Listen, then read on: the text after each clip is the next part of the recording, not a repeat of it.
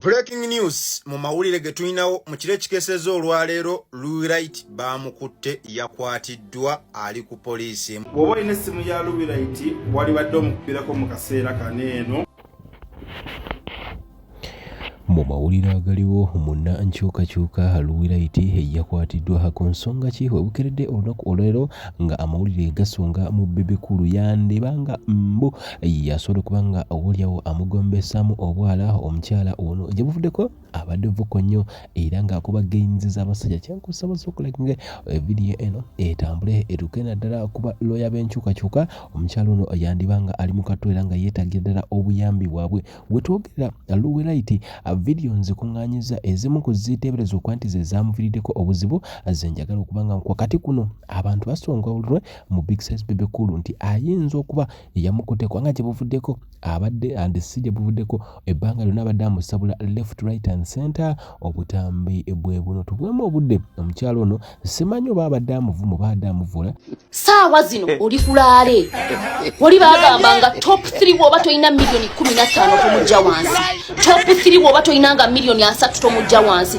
saawa zino gwe bandiise top 3 ogenda okuba erugogogi booze tukute music esaawa zino sente ezofuna za kuyimbira mulaale n'abavireja gwatambula abawe essaati abandisasudde obusasuzo okukulabako abandigambye bannayenze kansasula 5 ngende ndabe ku munene Bebe cool Bobi Wine tomwagala afuke mukulembeze yogera naye wamuvaayo okwogera muwemula muwemule ne muwemula abaana be ne muwemula famire ye abamuzaala baani ne mutakwatwako mwe mulowooza NRM yokka yesobola okusiba kama mulowooza Bobi Wine Bebe cool yekka yayina baddaihadi abasobola okutemula abasobola okulwana abasobola okutta buli omu abayina baddaihadi sheikh Luwi Right okoze abalabe bangi mwe mukoze bameka omuntu omutukako nga toyina nakyo osobola mugamba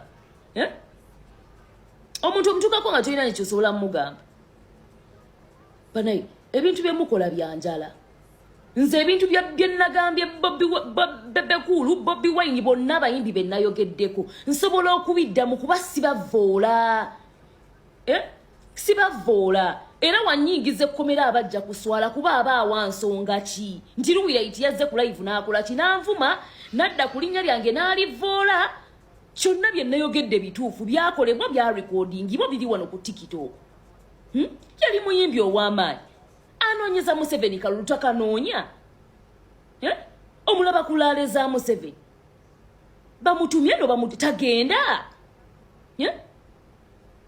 kyesitategeera wengamba nti Bebe kulu agenda kulaaleza Museveni n'amunoonyeza akalulu kibi kubanga amunoonyeza akalulu kyafuuka kivumo oba ebikolwa byammwe bibaswaza nnyo nga mwagala bikola bukozi temwagala babyogereko wavumye Bebe kulu mba muvuma yankoze eki bwebe byembagamba nti abaana ba people power omwana wa people power omu reasoning capacity ye egatta bu reasoning capacity bw'abajegajega abasinga kuneeno abawagira NRM abasinga kumu omuntu avuddeyo talina gwavudde ayogedde kyayogedde ate nga mukikola wenageze ne bagamba waliwo abayimbi abamu abadda ku stage ne bebakibwako obwana obuto ne batandika okuzina squeeze ku stage temwabikola mubikolanga mwagala tubirabe bulabi tusirike kiki kati nga omuyimbi oyo gwe nayogerako nga ntwala ku poliisi ng'agamba Luwi Right yagenze n'agamba nti babeera abanyiga squeeze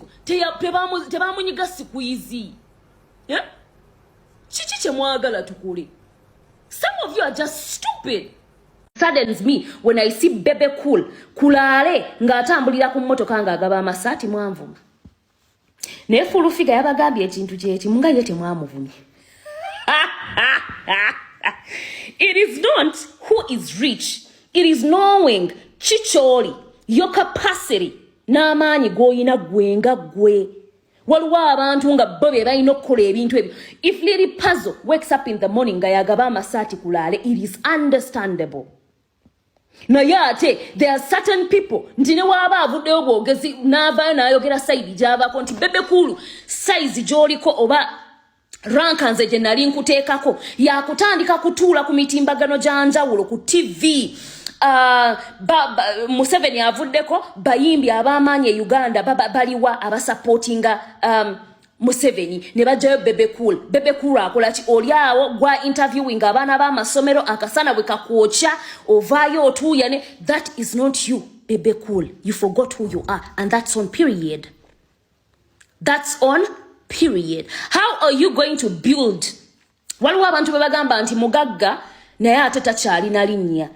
Byebiyinza okuvaamu nga akalulu kano kawedde nga yes sente onyunyunse nyingi mu kalulu naye ate gwe ng'erinnya n'amaanyi ge wayinanga Bebe Cool tokyagasigaza. Ago ge mazima bunene obwana bwa NRM obugenda okunkyacwanirako enkya bwe butategeera. There are certain things I can't do. However loving or however precious Bobi Wine is to me, I can't wake up in the morning netandika tambulira kulaale because I know where my strength is. Sinti buli omu agenda kunda baawo nti bana eluwira iti huyo yatambulira kuki ku mmotoka yani ya Bobi Wine la abadan. Naye mmanyi we nakola live nebeerako omutwalo gumu ogw'abantu ne barecording eddoboozi lyange ne lituuka ku miliyoni emu ey'abantu. Nja kubanga ssekinene ku struggle. That is where my strength lies. We wali okumanya amaanyi go kati most of the artists we undermine right now today ne tutulia ne tugamba what happened to Bebe Cool. We see your strength, we see where your power lies, but muzze ku bintu ebyalayisi ne mwefuula abalayisi abasajja ab'amaanyi abaakola akasente kaabwe mu music best on. Olabyeko owamuvumira oba nedda weeyongere ate olabe ne buno ogenda kubanga ombuulira era in politics. And atengeri jali invested in politics. Techituyamba fengaba abamwagaliza. I have to come out and say something. Hecho techina gwe kisibisa. He wasn't disrespected. Teyavumidwa, teyawemudwa, teyawisidwa mu maaso. Namugambye mazima gensobola okuddamu ne mugamba. Sometimes nabagamba tubagamba wanene ebintu naye mulina kye bayita selective hearing because okimanyi bulungi maybe Luwi itayinza okuba tayagala Bobi Wine simenya Bebe Cool olwokuba amwogeddeko kati ndowooza yamukyawa. Ekibuuzo kyekimu waba Museveni ali konkshuwa nti agenda kuwangula akalulu nga bulijjo waakawangulwa waakabba amagye aleetaga nti to intimidate people okutiisatiisa n'okukangakanga abantu tulinga olwedda abali abayeekeddwa nti waliwo omuntu ali mu nsiko olwedda ayeekera ki oyo awoza muzeeyi jjo mu blocking nze temundeteeka wanene bwasamu. Tukirize tugaane nti ennaku zonna eziwedde muto wange oyo Luwi yabadde akyasinza okukwata akati wano ku internet mu kwogera ku bintu ebigenda mu maaso mu ggwanga Uganda. Ekiro ky'olwaleero kyonna tubadde wano ku internet ng'amawulire agafuluma gagamba nti Luwi bamukutte. Nabagamba nti wano ku internet we tuli ab'ebyokwerinda wakyasinza okubeera. Nina ka video kengenda obafulumiza okulaga engeri security y'Ombungereza gye yakurakingamu down abasajja abaali bagenda okutega bomu ezikyasinze n'okutta abantu mu Bungereza omwaka oguwedde naye nga bakozesa social media. So nkimanyi nti Luwi yabadde alabibwa nnyo byabadde ayogera naddala nga tusemberera okulonda. Tekigenda kwewuunyisa nga bavuddeyo nga waliwo omuntu gwe bataddewo nti yayombako ne Luwi nti omuntu oyo avunaana Luwi ebintu by'okubanga bola basimanyi cyberbullying biki bajja bimuteekako Luwi bajja kufunayo omuntu gwe bayitamu okulaba nga bamusiba kubanga Luwi mutono nnyo ku gavumenti ya Uganda naye byayogera by'amaanyi. Olw'ensonga eyo nkoze vidiyo eno nga njagala okutegeeza mwenna ab'ebyokwerinda mu Uganda ne bannabyabufuzi Luwi temumuteekako maanyi. Luwi is just another simple person ayogera ebyo ebiruma eggwanga. Nze nga mukwano gwa Luwi nga muganda we nga mukulu we nsaba gavumenti ya Uganda nti temuteeka maanyi ku mwana ono. Luwi mumuleke. Bino byayogera wano ku internet biyamba gavumenti yaffe kye twandiise checks and balances okulaba kyabavubuka kye beetaaga.